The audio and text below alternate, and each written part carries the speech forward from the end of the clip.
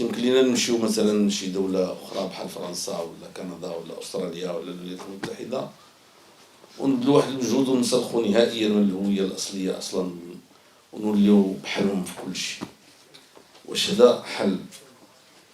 هذا ماشي حل، ما يمكنش يكون، ماشي مقبول على مستوى أهم ما يوجد في الإنسان، على مستوى عقيدته. احنا عندنا عقيدة مختلفة، وكذلك خصنا ملي نمشيو يعني الطبائع ديال الأشياء. هادو ناس في النهاية فتحوا لنا بلادهم وفتحوا لنا يعني.